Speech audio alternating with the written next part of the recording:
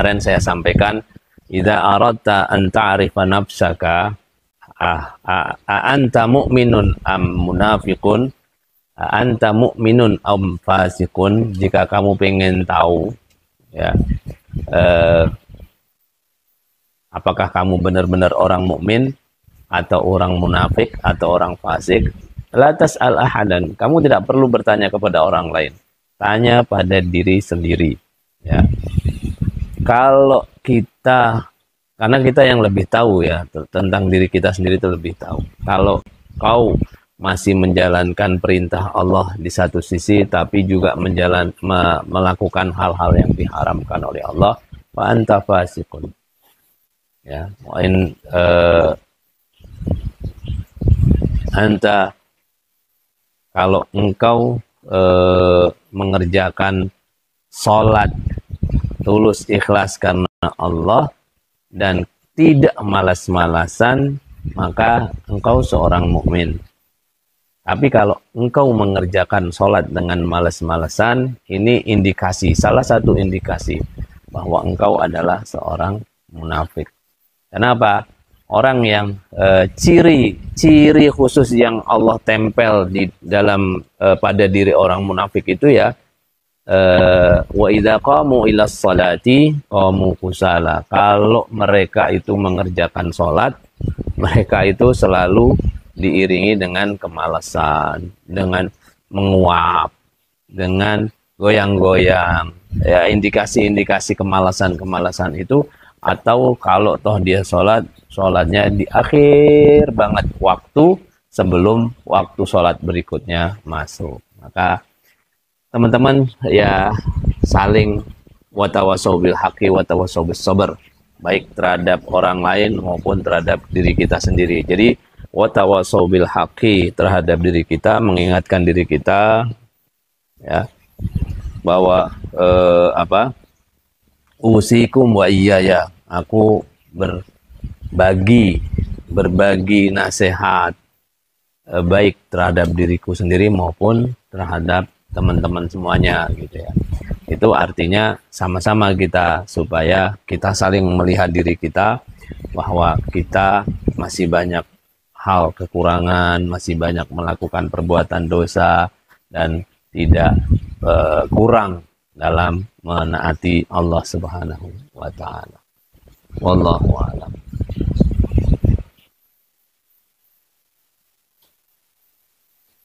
Urutan turunnya Al-Qur'an itu kan nggak sama dengan urutan Al-Fatihah. Iya, betul Mas Muhib. Ya, memang tidak sama antara urutan Al-Qur'an. Kalau Al-Fatihah, An-Nas itu memang susunan ya. Kalau turunnya berbeda-beda, kayak misalnya turunnya Al-Quran pertama kali itu Al-Alaq, kemudian yang terakhir kali itu surat Al-Maidah gitu ya, al-yauma akmaltu lakum dinakum wa atmamtu alaikum ni'mati wa raditu lakumul Islam madina.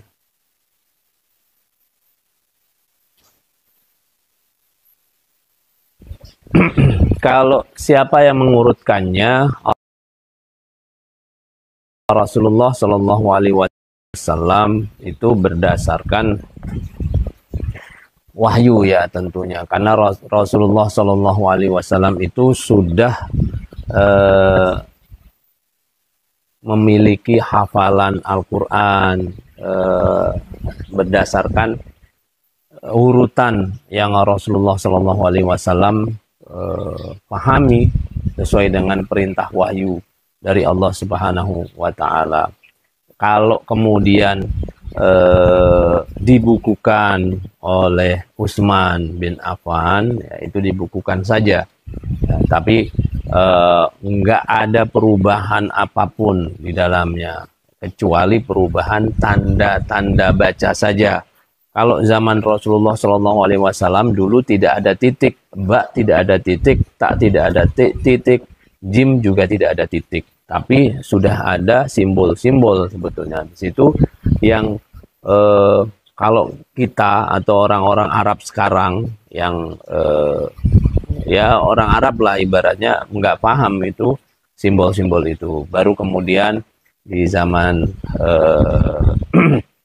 sahabat itu ada penambahan, kayak zamannya Ali itu ada penambahan tanda-tanda baca, supaya apa? Supaya kita mudah membacanya. Wallahu a'lam.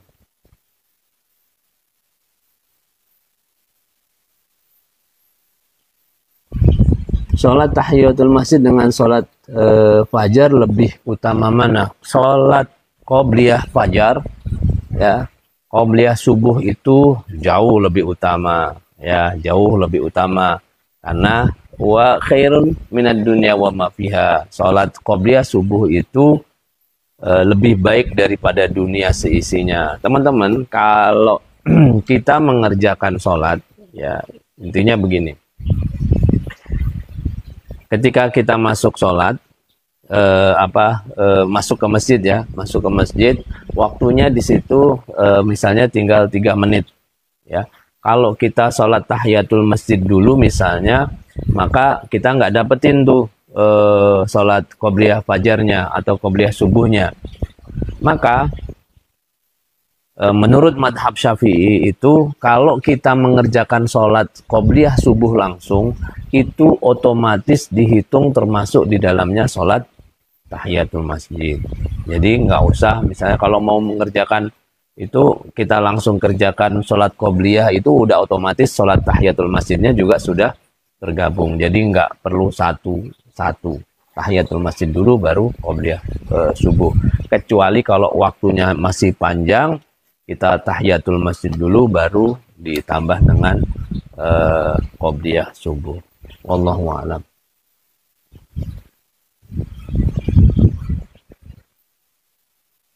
Mengapa Kiai Indonesia bermadhab Imam Syafi'i, fikih Imam Syafi'i, tapi akidah Al-Asy'ari Al-Maturidi? Sebetulnya kan tergantung perkembangan di negara masing-masing, ya. Kalau di Asia ini memang madhab Syafi'i lebih banyak, karena dulu orang-orang yang menyebarkan Islam pertama kali ke sini lebih banyak berfahamnya madhab Syafi'i, mendalaminya pendapat-pendapat Imam Syafi'i.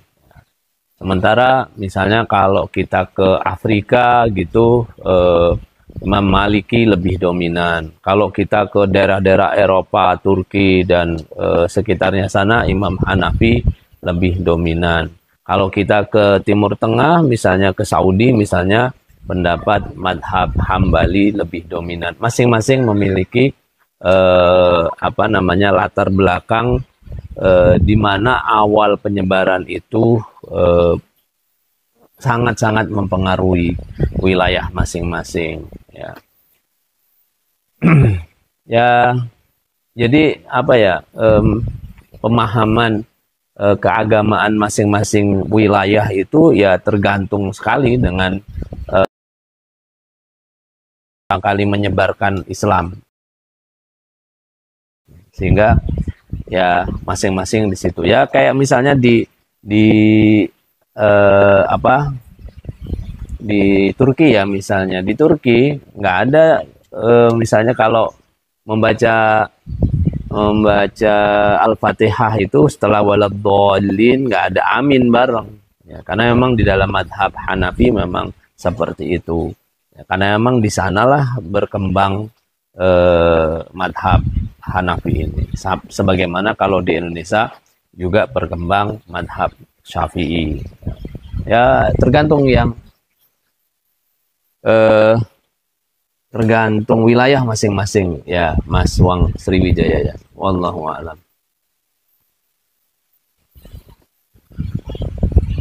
Mohon ijazah memandikan anak yang masih balita. Masih balita yang apa-apa, masih kecil, boleh ayahnya, boleh ibunya untuk memandikan, ya.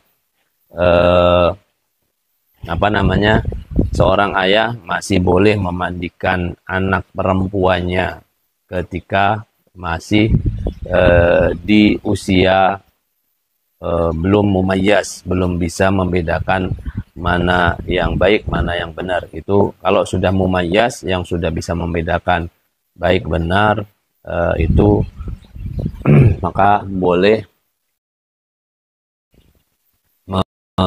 tidak boleh lagi memandikan karena apa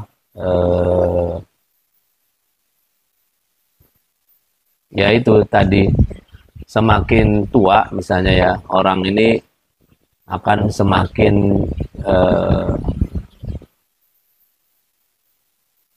kalau ya pokoknya unsur-unsur syahwat itu kadang di dalam diri kita ini ada internal kita adalah nafsu ya.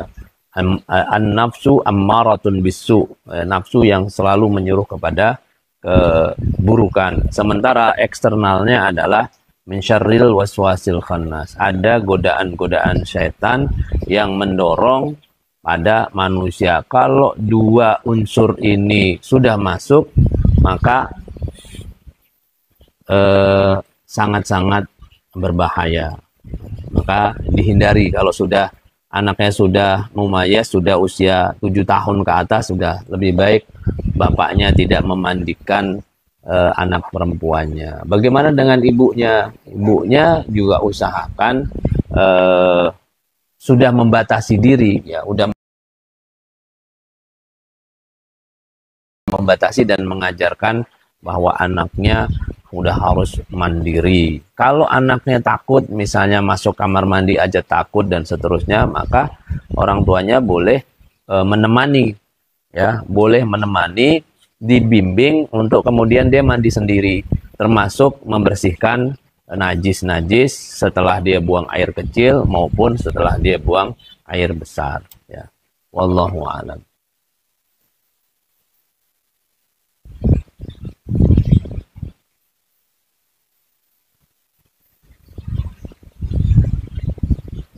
Waduh, kemana ini?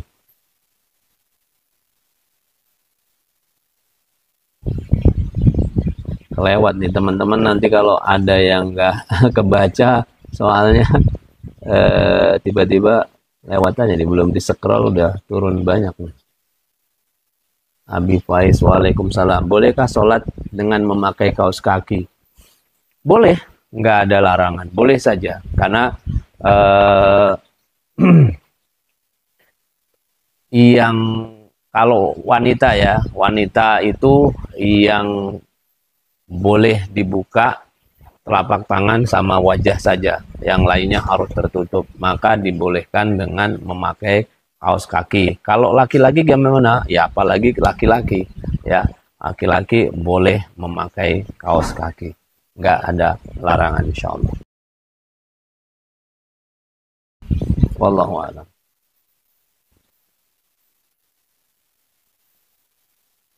Ini kelewat banyak nih soalnya nih. Profesional yaper. Yang tadi kelewat saya nggak ini ya, apa namanya, barangkali kalau mau diulang pertanyaannya. Al-Quran gundul tanpa harokat sudah tidak ada lagi. Kalau kita mau datang ke museum masih ada, ya. Bukan hanya gundul ya. Dia hanya simbol-simbol yang tidak ada titiknya, tidak ada beda ya, agak berbeda hurufnya, sehingga apa namanya,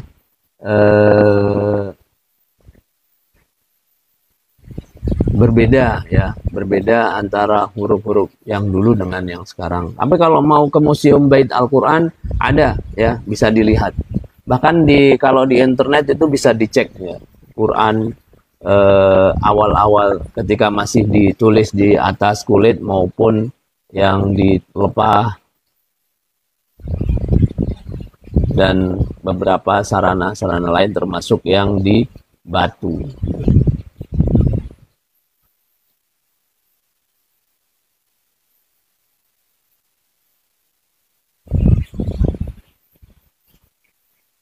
Assalamualaikum. Apakah boleh kita sholat menggunakan sepatu? Ya. Sepatunya nih sepatu apa nih? Sepatu yang kita gunakan atau sepatu kayak sepatu yang buat tidur itu ya? Sepatu yang untuk kayak semacam fungsinya untuk kaos kaki ya. Kalau sepatu yang kita gunakan adalah sepatu yang buat beraktivitas berjalan kemana-mana, maka itu tidak boleh, ya, karena itu memang tidak dibolehkan kita menggunakan hal-hal yang dikhawatirkan membawa najis, ya. Kecuali kalau sepatunya sepatu khuf. Sepatu khuf itu sepatu stewel yang tinggi gitu ya, dan itu ada hukumnya sendiri, boleh tidak melepas sepatu bahkan hingga sampai 3 hari. Nah itu. Tapi kalau kita tidak ada alasan, misalnya karena malas ngelepas saja sehingga kita menggunakan sepatu, maka itu tidak dibolehkan. Ya. Wallahu a'lam. Mas Piu-Piu ya.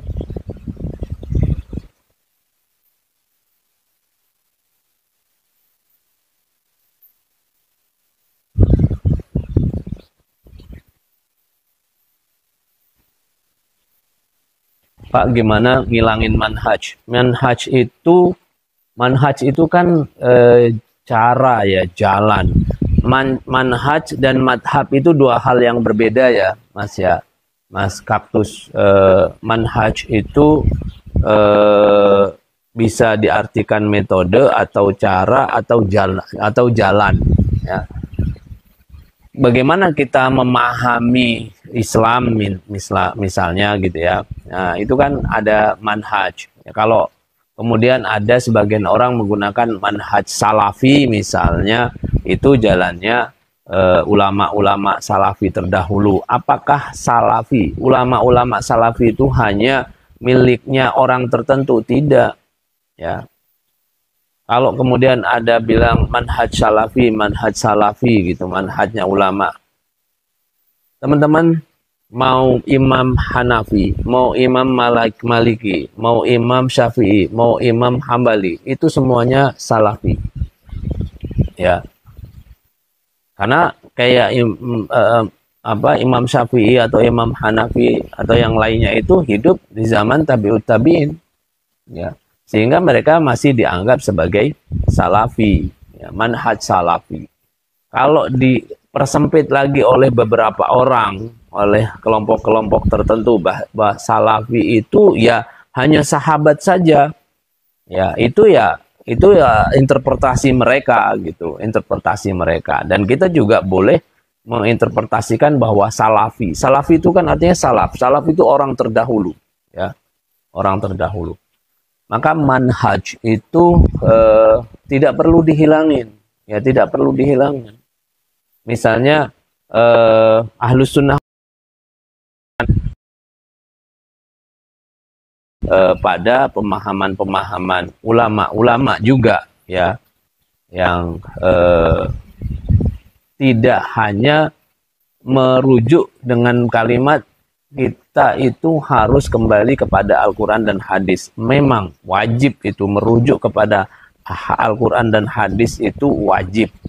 Tapi tidak kemudian kita menafikan pendapat-pendapat atau penafsiran-penafsiran ulama, ya, dan lebih menafsirkan kepada penafsiran kita sendiri. Kita bandingkan contohnya misalnya Syekh Al-Albani atau Ibnul Qayyim atau Ibnu Taimiyah misalnya, mana mereka lebih dulu atau lebih dekat jarak hidupnya dengan Rasulullah antara mereka ini dengan Imam 4 Madhab misalnya, atau Imam Nawawi atau Imam Ibnu Hajar Al-Asqalani dan seterusnya.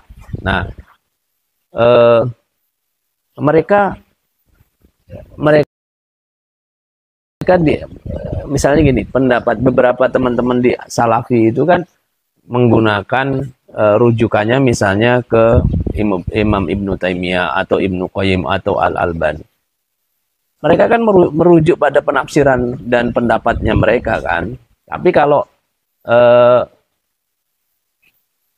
dalam memahami Al-Quran maupun hadis, mereka merujuk kepada mereka, ya, kepada ulama-ulama yang mereka anggap mereka itulah yang ulama sebenarnya. Nah, kita dalam memahami pemahaman kita pun dalam beragama pun kita merujuk pada Al-Quran dan hadis, ya. Al-Quran misalnya ada Ibnu Katsir, ada As-Sa'di, ada Tobari, ada Jalalain, ada penafsir-penafsir yang banyak. Ya. Kemudian hadis misalnya, ada ahli hadis banyak. Imam Malik, Imam Syafi'i termasuk ahli hadis, ada Bukhari, ada Muslim. Semuanya itu adalah rujukan. Ya.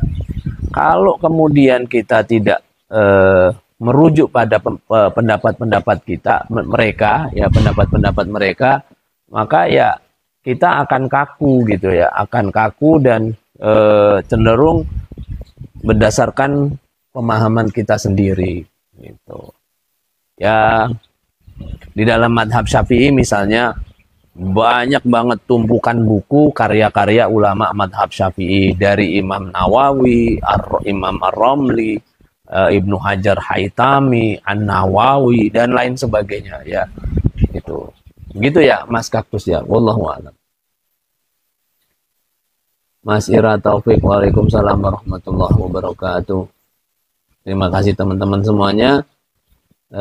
Mudah-mudahan kita bisa langsung membahas pembahasan kita, melanjutkan pembahasan kemarin tentang sholat jenazah.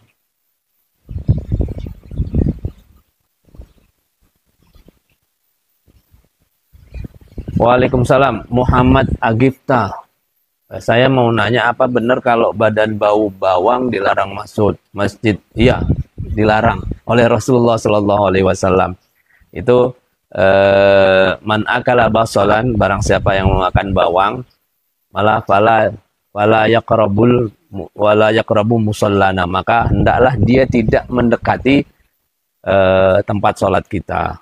Ya. Maka itu memang benar di dalam hadisnya, hadis tersebut sahih. Begitu ya Mas Agifta, wallahu a'lam.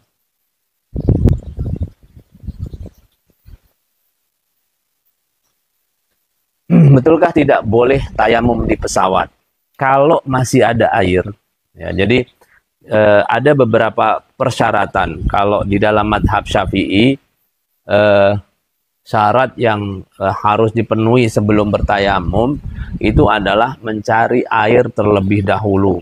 Ya, bahkan ada aturan seperti ini.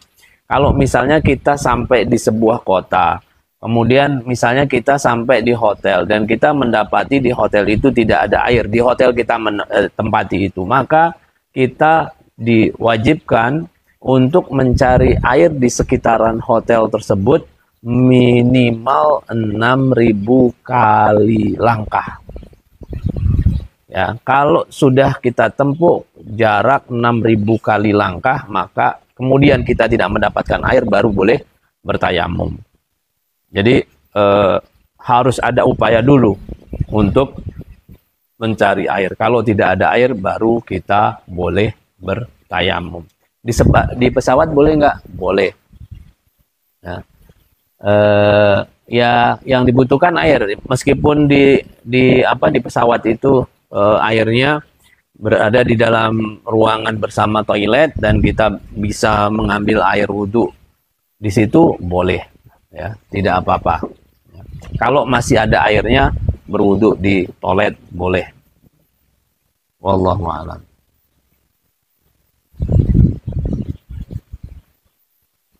Umma Tazkiyah, waalaikumsalam. Bolehkah baca Al-Quran saat haid tapi lewat HP? Ya, salah satu hal yang tidak dibolehkan oleh jumhurul ulama adalah menyentuh Al-Quran saat haid, wanita ya. Nah, lalu bagaimana seandainya kita mau membaca Al-Quran tapi lewat HP? Ya. Ada beberapa pendapat, yang salah satu adalah pendapatnya Imam Syafi'i. Ya, membaca Al-Quran lewat HP dibolehkan, tapi dengan catatan tidak dilafalkan secara lisan, cukup dibaca di dalam hati. Ya, itu menurut madhab Syafi'i. Nah, kenapa? Karena memang yang tidak dibolehkan itu karena memang saat haid itu menyentuh atau membaca, termasuk misalnya membaca Al-Quran, ya misalnya kita minta tolong anak atau ayah atau teman atau saudara gitu, tolong dong bukain halaman ini, saya mau baca gitu. Boleh dibukain tanpa menyentuh, dan boleh membaca tapi tanpa suara atau tanpa dilafalkan secara lisan, tapi boleh dibaca di dalam hati. Ya, begitu. Wallahu a'lam.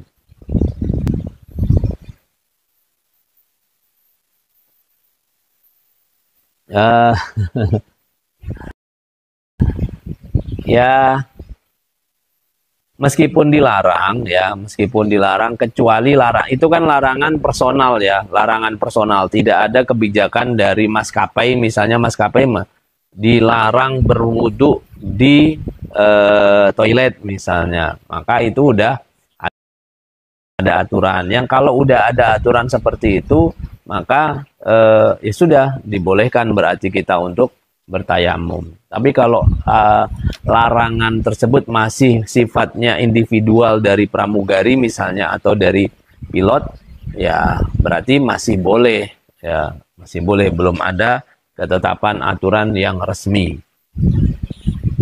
Kalau sudah resmi, maka saya udah otomatis kita langsung boleh bertayamum.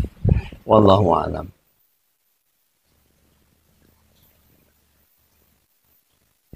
Bang Ben, waalaikumsalam. Apakah jadi imam syaratnya harus menikah dulu? Tidak. Ya. Bahkan anak kecil itu boleh menjadi imam bila anak kecil tersebut ya sudah mumayyaz, sudah umur 7 tahun ke atas ya misalnya, bacaan dia paling baik di antara yang ada di jamaah tersebut, maka dia dibolehkan untuk menjadi imam. Ya, apalagi kalau sudah dewasa. Kalau sudah dewasa, maka tentu lebih boleh, ya, lebih boleh asalkan bacaannya itu paling baik. Jadi ketentuannya itu aqra'uhum, yang paling baik bacaannya. Kalau ada orang bacaannya bagus, usianya paling tua gitu ya, maka yang harus dikedepankan yang paling tua. Misalnya ada orang usia 50 tahun bacaannya bagus, sama orang 40 tahun bacaannya sama-sama bagus, maka yang didahulukan adalah yang usianya lebih tua. Kalau yang lebih muda bacaannya lebih bagus, maka dia boleh menggantikan posisi, boleh didahulukan untuk menjadi imam. Ya, jadi yang terbaik bacaannya, baru kemudian hitungan usia. Wallahu a'lam.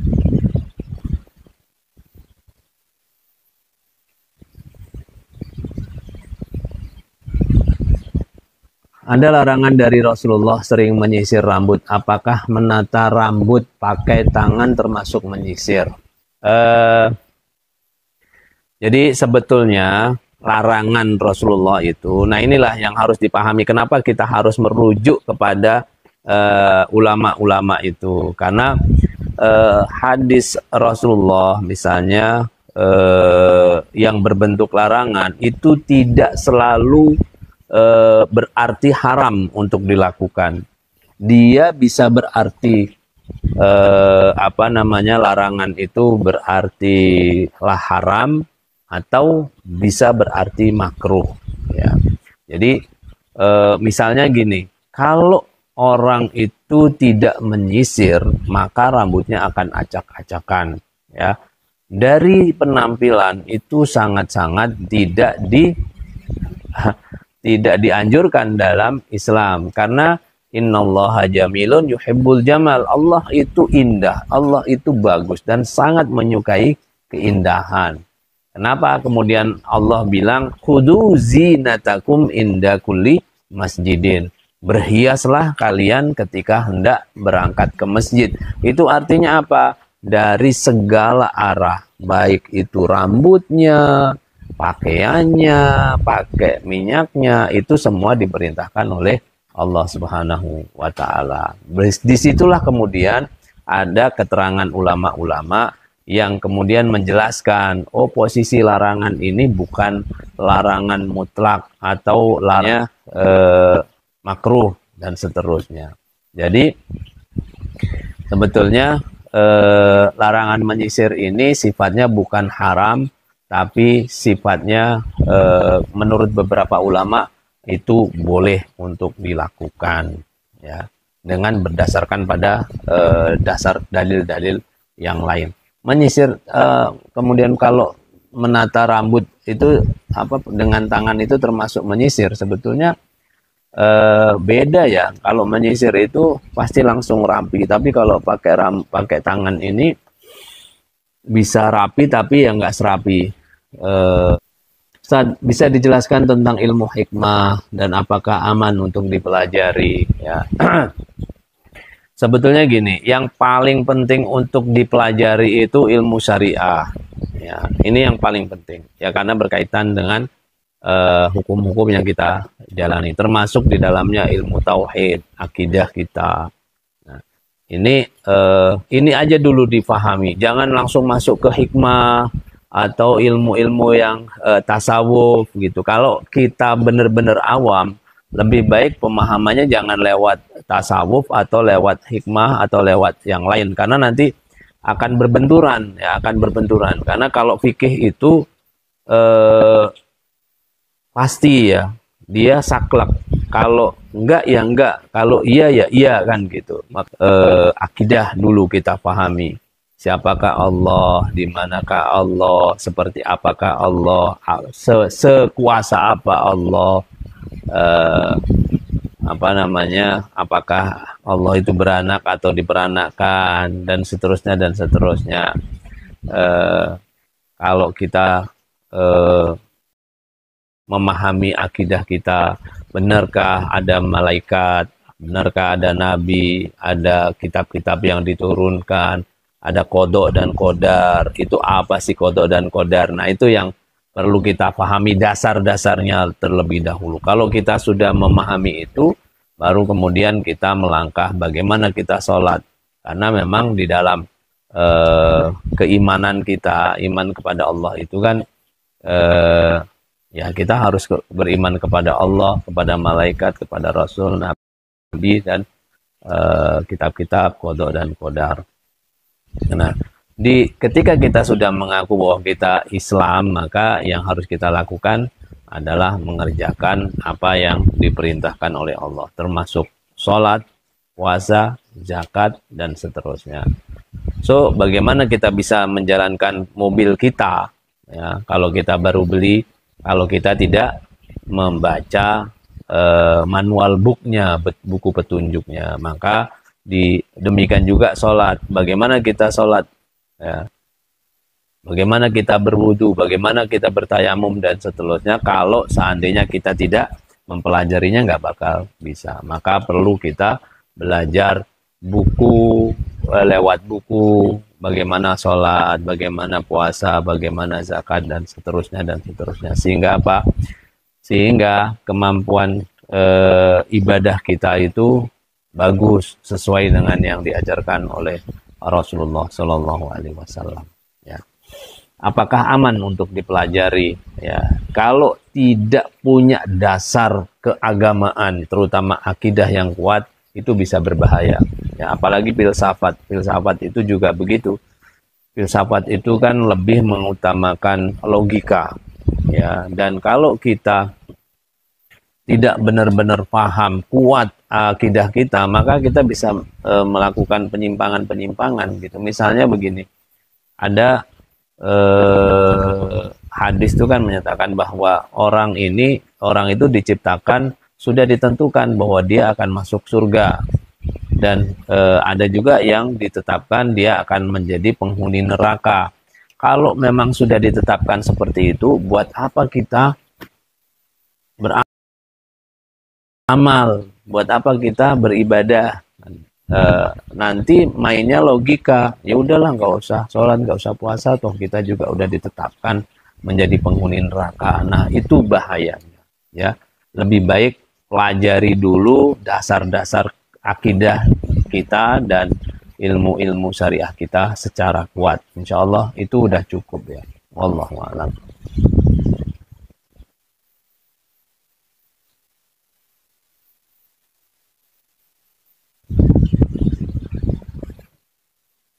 Bagaimana berwudu dengan air aqua? ya. Jadi kalau memang tidak ada air di sekitaran kita kecuali aqua, ya, kecuali botol itu, maka apalagi kalau di tengah jalan, ya, di tengah jalan yang kalau kita tidak berwudu dengan itu maka akan nggak sholat gitu ya, maka boleh berwudu dengan air aqua, dengan air mineral.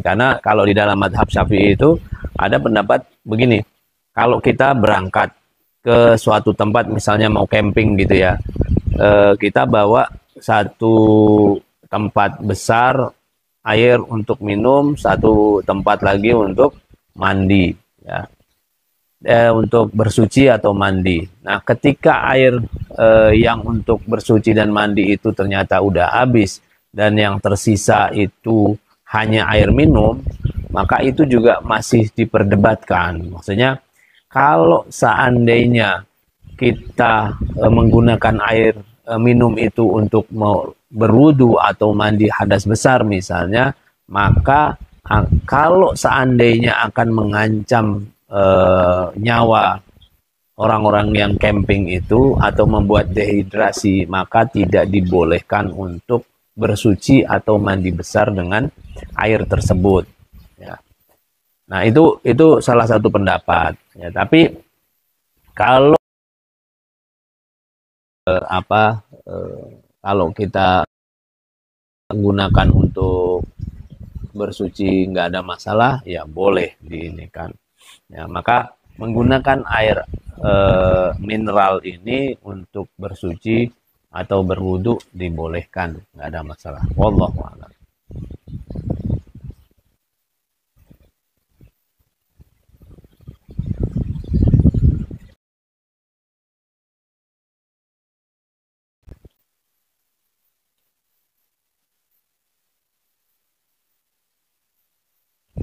Kalau sepatu abri ya, sepatu abri itu kalau dia masuk perang, boleh dia termasuk sepatu khuf kan itu. Sepatu khuf itu memang agak menyulitkan kalau setiap sholat harus dibuka. Ya, maka dia harus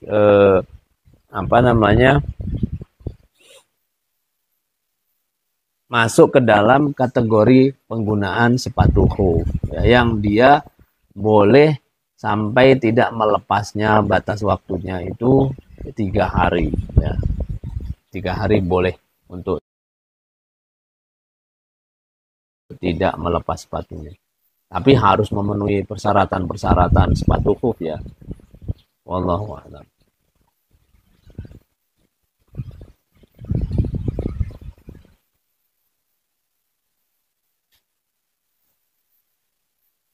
Eman, Assalamualaikum. Saya mau tanya apa bedanya NU Muhammadiyah? Saya NU Muhammadiyah itu organisasi, ya. Organisasi. Jangan dilihat NU Muhammadiyah itu sebagai madhab agama, ya. Jadi ibaratnya gini, NU itu organisasi, Muhammadiyah organisasi. Cara beribadahnya masing-masing memiliki pemahaman yang berbeda, misalnya, atau menggunakan madhab yang berbeda, ya. Tidak kemudian kalau kita menjalankan ibadah tertentu itu, oh aku ikut Muhammadiyah, aku ikut NU. Bukan itu yang jadikan patokan, tapi yang dijadikan patokan adalah aku dalam menjalankan ibadah sholat misalnya ikut madhab Hanafi, aku ikut madhab Maliki, aku ikut madhab Syafi'i, aku ikut madhab Hambali, misalnya begitu. Jadi Muhammadiyah NU itu bukan madhab, ya. Dari sisi statusnya itu adalah Muhammadiyah sebagai organisasi keagamaan, NU juga menjadi organisasi keagamaan. Masing-masing memiliki pemahaman yang berbeda dalam mengikuti praktek-praktek ibadah. Misalnya Dalam hal kunut, NU menggunakan madhab Syafi'i, di mana dalam kunut itu dalam sholat subuh, NU menggunakan madhab Syafi'i, sehingga menggunakan Muhammadiyah itu ikutnya ikut Hanafi. Kalau NU, aku ikut NU, bukan ikut NU, tapi aku ikut madhab Syafi'i, ya. Dan madhab Maliki yang mensunnahkan kunut itu madhab Syafi'i dan madhab Maliki. Wallahu a'lam.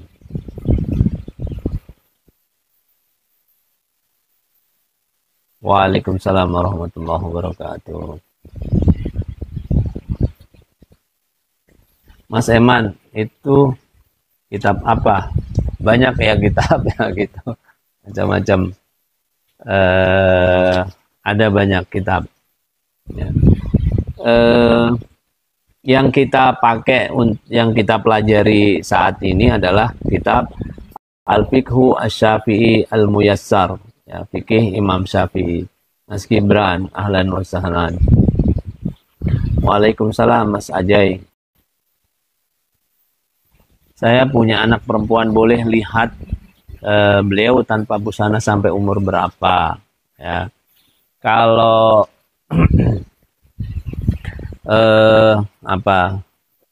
melihat kemaluan seorang ibu itu boleh, ya, apalagi kalau untuk membersihkan najis-najis yang ada di dalam tubuhnya, ya. Sampai usia berapa? Sampai dia mumayyaz. Mumayyaz itu apa? Mumayyaz itu jika anak tersebut sudah bisa membedakan ini baik, ini buruk, ini salah, ini benar. Ya, itu mumayyaz. Kira-kira usia 7 tahunan lah itu. Maka usahakan ketika anak sudah usia 7 tahun, jangan dibolehkan lagi dia, terutama yang perempuan, ya, telanjang di depan siapapun, termasuk di depan ayah dan ibunya, karena itu untuk melatih anak supaya dia paham bahwa mereka harus menutup auratnya. Wallahu a'lam.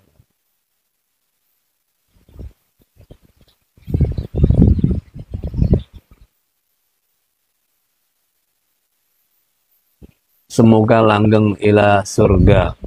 Ila surga. Waalaikumsalam. Mas, ini Mas atau Mbak, nggak tahu ya. Semoga langgeng illa. Jangan pakai illa. Ini artinya beda. Illa double L sama tanpa L. Illa itunya ke. Kalau illa dengan double L itu artinya kecuali atau selain. Maka ini bisa berarti semoga langgeng selain surga, gitu ya. Itu maka harus hati-hati. Jadi saran saya, illa double L-nya diganti jadi 1 L aja. Ya, semoga langgeng ila surga. Artinya semoga langgeng sampai surga. Wallahu a'lam. Wah, ini ada Ustadz Salman Sulaksana. Mana nih, kemana? Apa kabar Ustadz Salman? Sehat selalu. Kuliahnya gimana nih Mas Salman Sulaksana?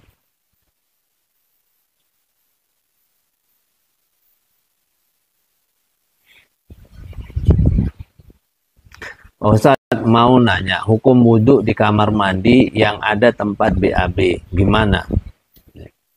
Sebetulnya dimakruhkan untuk berwudu di dalam kamar mandi yang ada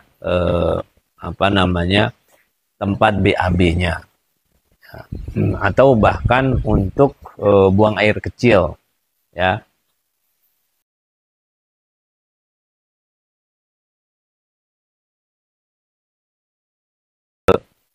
Kita yakin bahwa di kamar mandi itu steril, nggak ada najis, ya. Artinya bekas-bekas pipis atau bekas buang, baik air kecil maupun air besar, semuanya sudah disiram sehingga steril dari najis. Kalau sudah steril dari najis maka dibolehkan.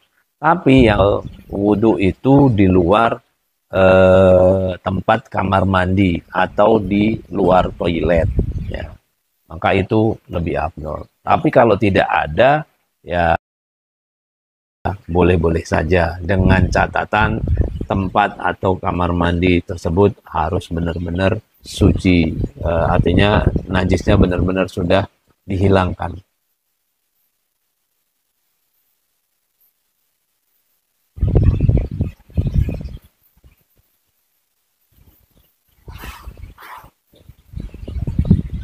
Ya, yang pertama Mas Sultan yang harus dekati atau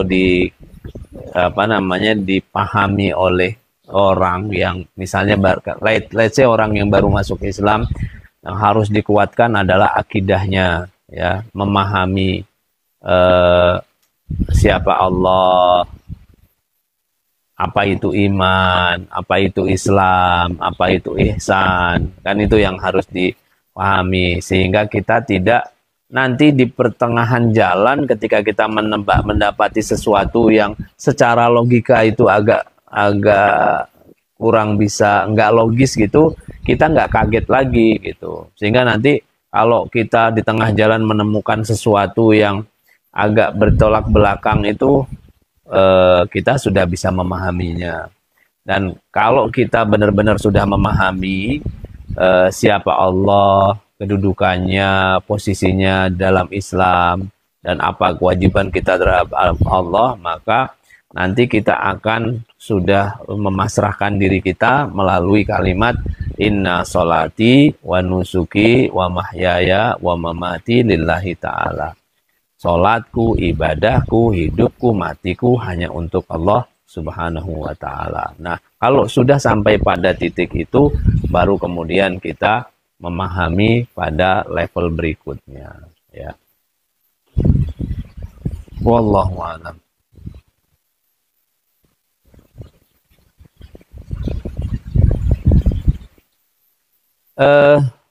Muhammad Agifta, saya mau tanya, kalau belajar ilmu filsafat apakah berbahaya untuk orang awam? Untuk orang awam bahaya.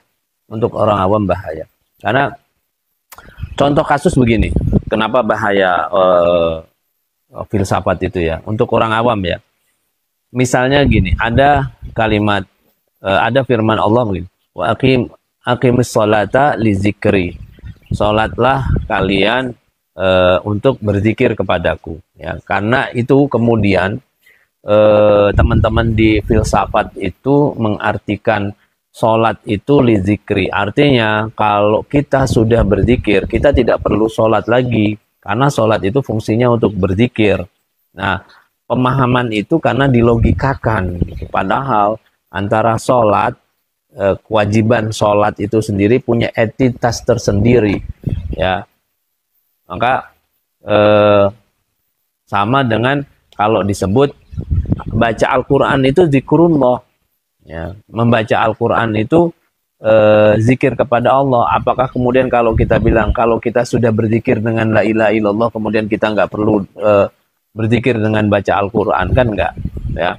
Maka bahayanya melogikakan hal-hal tertentu, terutama dalam hal ibadah atau kewajiban-kewajiban makhluk kita itu yang yang berbahaya lah, ya, karena tidak semuanya bisa dilogikakan, ya.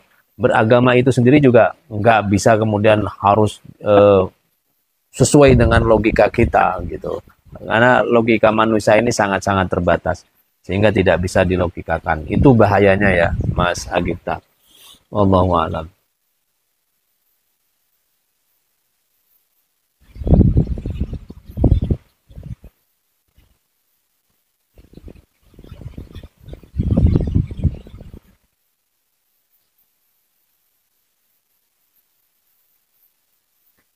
Saya ingin bertanya bagaimana kita bisa bercuci dari hadas besar tapi hanya ada air segelas, ya. Jadi kalau hanya ada air segelas, ya, di tempat itu, maka yang ini harus diperhatikan. Kalau tidak ada air lagi, ya, sementara kalau kita tidak eh, gunakan air tersebut untuk minum, maka kita akan dehidrasi misalnya, atau terancam nyawa kita. Maka kita tidak boleh menggunakan air tersebut untuk bersuci dari hadas besar. Bagaimana caranya? Caranya boleh dengan tayamum. Jadi bersuci dari hadas besar itu bisa dengan cara bertayamum kalau tidak benar-benar tidak ada air. Ya, kalau benar-benar tidak ada air. Saya kecenderungannya kalau tidak ada air, segelas aja tidak ada air, maka kecenderungannya itu susah untuk kita minum, dan itu lebih baik, al-afdol adalah kita menyiapkan air itu untuk kebutuhan minum kita, dan kita cara bersucinya dengan tayamum. Begitu ya Mas Butterfly. Wallahu a'lam.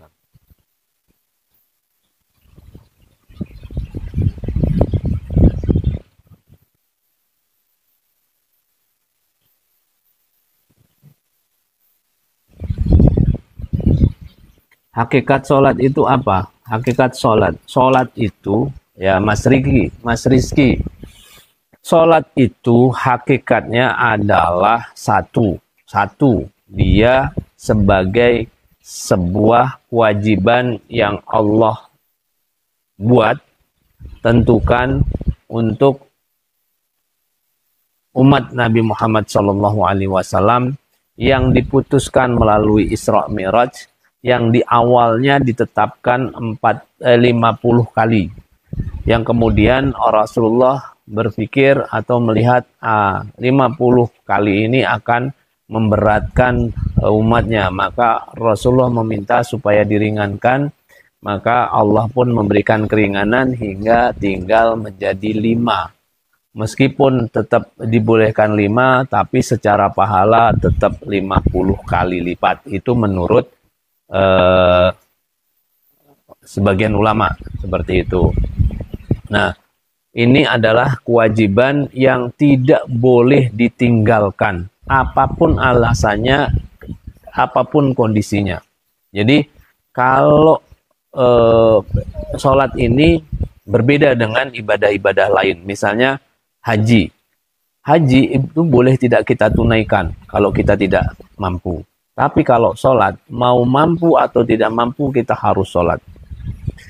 Kita tidak mampu sholat dengan berdiri, kita harus sholat dengan duduk. Tidak bisa dengan duduk, kita harus sholat dengan berbaring. Tidak bisa berbaring, maka kita bisa menggunakan kedipan mata. Tidak bisa menggunakan kedipan mata, kita boleh dengan isyarat hati. Orang stroke misalnya yang tidak bisa bergerak sama sekali, dia tetap wajib, selama dia masih dalam keadaan sadar, maka dia wajib sholat. Tidak boleh meninggalkan sholat. Ya, harus sholat. Inilah betapa pentingnya sholat. Ya, betapa penting. Itu dari sisi kewajiban. Namun kemudian Allah itu menjadikan sholat bukan hanya sebagai prosesi ibadah yang diawali dengan takbir dan diakhiri dengan salam. Tapi sholat kemudian bisa berfungsi lain. Sholat itu bisa mencegah dari perbuatan keji dan mungkar. Segala perbuatan buruk, perbuatan jahat, perbuatan zalim bisa terhindar dari kita atau bisa menghindar dari kita kalau kita sholatnya baik, benar, dan sesuai dengan yang diperintahkan. Sholat bisa menjadi pembuka pintu rizki. Ya, Allah berfirman, wa'mur ahlaka bis sholat. Perintahkan keluargamu untuk mengerjakan sholat. Wastabir alaihi, kerjakan dengan sabar. La nas'aluka rizqo, aku tidak meminta rizki karena kamu sholat itu. Ya, nahnu narzukuka, justru aku yang akan memberimu rizki. Ya, artinya kalau kita sholat benar-benar, maka insya Allah pintu rizki itu akan terbuka. Wa aqimis sholata lizikri, ya, kerjakanlah sholat untuk berzikir kepada Aku. Ala bizikrillahi tatmainnul qulub. Salat itu bisa menghadirkan ketenangan, kenyamanan, kebahagiaan, dan lain sebagainya. Bahkan salat bisa menyembuhkan penyakit. Itu beberapa fungsi dari salat itu sendiri. Jadi kalau ditanya hakikatnya itu salat apa? Salat itu sesuai dengan kebutuhan kita. Ya. Dia bisa menjadi penghibur, dia bisa menjadi penegak, dia bisa menjadi pembuka pintu rizki kita, bisa menjadi penumbuh semangat dan seterusnya. Gitu ya teman-teman ya. Wallahu a'lam.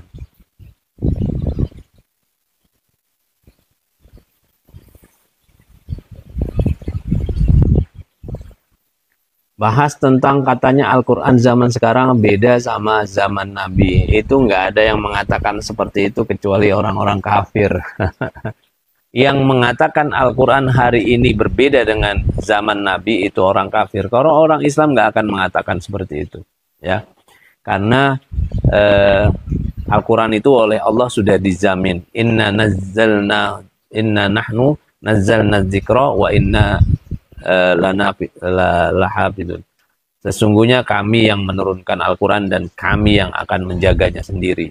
Jadi Allah sudah mengatakan seperti itu. Sehingga untuk Al-Quran tidak ada sama kali pengubahan atau penyelewengan atau penyimpangan. Jadi tidak perlu dibahas, ya, karena memang Al-Quran dari dulu ya itu saja.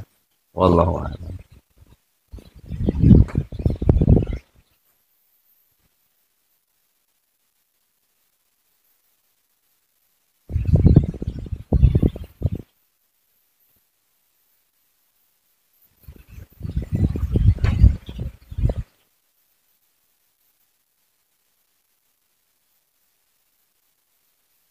Bahas kripto kapan nih?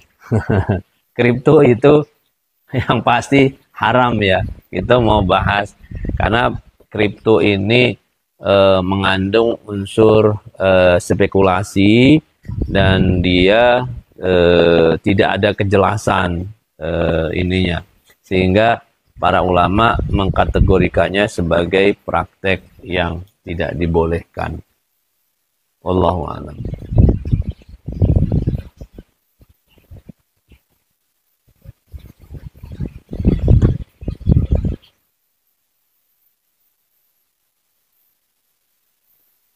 Ustadz izin bertanya, jika ada puasa dari tahun-tahun sebelumnya, cara gantinya harus puasa lagi. Kalau masih mampu untuk menunaikan atau mengerjakan puasa, maka ya harus menggantinya dengan puasa lagi. Kalau sudah tidak mampu karena penyakit misalnya, maka dia boleh dengan cara membayar fidyah. Ya. Tapi kalau masih mampu ya bayar sampai mampu dengan puasa. Ya. Wallahu a'lam.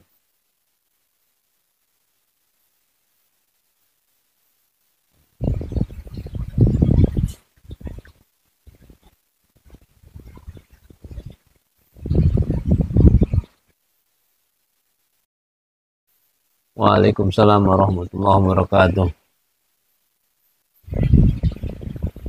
Ustaz, apa benar kalau sholat subuh tanpa kunut ada yang mengatakan tidak sempurna? Apa itu benar? Jadi gini, sholat subuh ya,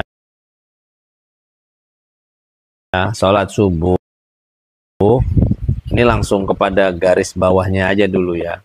Sholat subuh pakai kunut atau tidak pakai kunut itu tetap sah sholatnya. Ya, karena apa? Yang dia kemudian di dalam fikihnya masuk kepada sunnah muakkad, sunnah abad. Sunnah mu'abad itu yang kalau lupa atau tidak mengerjakan kunut subuh maka dianjurkan untuk sujud sahwi. Nah, sementara yang menyunahkan kunut itu ya, madhab Syafi'i dan madhab Maliki. Sementara yang madhab Hambali dan Hanafi itu la yusra, tidak mensyariatkannya.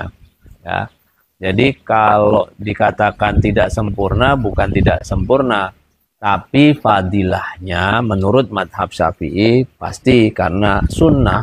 Sunnah itu bila dikerjakan dapat pahala, bila tidak dikerjakan maka tidak apa-apa. Ya, kalau mau mendapatkan pahala kunut, ya kita kerjakan kunut. Saat kunut itu kan bid'ah gitu. Kalau bid'ah, Imam Syafi'i nggak bakal mengerjakan. Ya. Imam Syafi'i itu jauh lebih memahami, ya, daripada kita ini yang ilmunya cetek, nggak punya ilmu. Imam Syafi'i itu untuk mengatakan atau untuk memutuskan kunut itu sunnah atau tidak sunnah sudah melalui ijtihad, teman-teman, ya.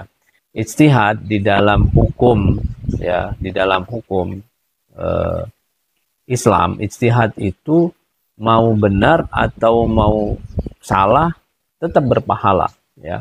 Yang benar dapat 2 pahala, yang salah dapat 1 pahala. Jadi begitu ya, Mas Agifta, ya. Wallahu a'lam.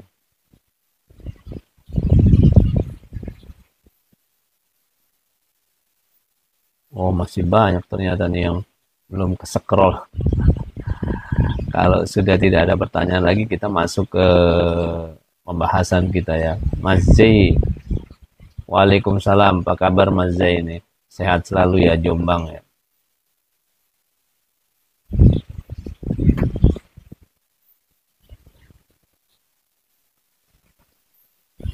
Bukankah Allah lebih mengerti kondisi hambanya? Sudah pasti, tentu. Allah jauh lebih memahami dan lebih mengerti hambanya masing-masing. Makanya kalau ada orang sakit, Allah kasih keringanan. Boleh kamu menjamak sholat, misalnya. Itu keringanan. Jadi kalau orang sakit boleh menjamak sholat. Boleh dia sholat sambil duduk, boleh, ya. Maka itulah bagaimana hebatnya Allah Subhanahu wa taala.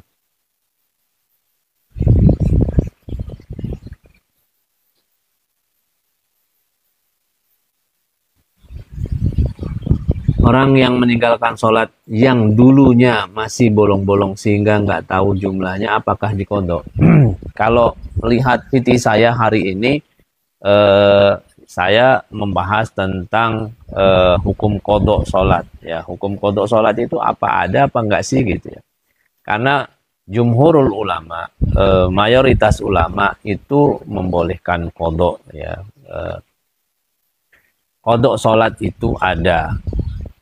Coba dicek deh ya, Mas, Mbak Alfi, ya, Mbak Ummu Alfi, di PT saya. Jadi kodok sholat secara lafdiyah di dalam hadis memang tidak disebutkan. Yang ada itu di dalam hadisnya, hadis Aisyah, kunna nu'maru biqodha'is shalah la biqodha'is shaum. Kita diperintahkan untuk mengkodok sholat, bukan mengkodok puasa, bukan mengkodok shaum. Itu karena sebetulnya kodok ini lebih didasarkan pada kias, ya, kias, sehingga apa namanya, dasar hukum yang dijadikan adalah dikiaskan, ya, dikiaskan pada orang yang lupa, ya. Jadi kalau seseorang itu lupa, ya, idza nasya ahadun, jika ada seorang yang lupa sholat, maka hendaklah dia mengerjakan sholat ketika dia ingat. Maka itu dijadikan sebagai kias dari pelaksanaan kodok sholat tadi. Apakah memang kias itu dibolehkan? Boleh, ya. Sama misalnya gini, kalau di PT saya itu sangat jelas. Misalnya wanita haid dengan wanita nifas yang diperintahkan untuk misalnya gini, orang haid itu tidak boleh sholat dan tidak boleh puasa, itu haid. Tapi kemudian tidak ada hadis yang atau ayat Al-Quran yang menyebutkan wanita haid wanita nifas tidak boleh sholat dan tidak boleh puasa gitu misalnya. Nah, terus dari mana disebut kemudian ketentuan hukum bahwa wanita haid itu wanita nifas itu tidak boleh sholat dan tidak boleh puasa? Yaitu tadi dikiaskan, ya, dikiaskan dengan wanita yang haid. Jadi haid ini dikiaskan, nifas itu dikiaskan pada haid. Begitu ya teman. Mbak Umu Alfi, coba dicek VT saya hari ini, sehingga nggak tahu jumlahnya apakah boleh, apakah dikodok, ya dikodok. Ya, wallahu a'lam.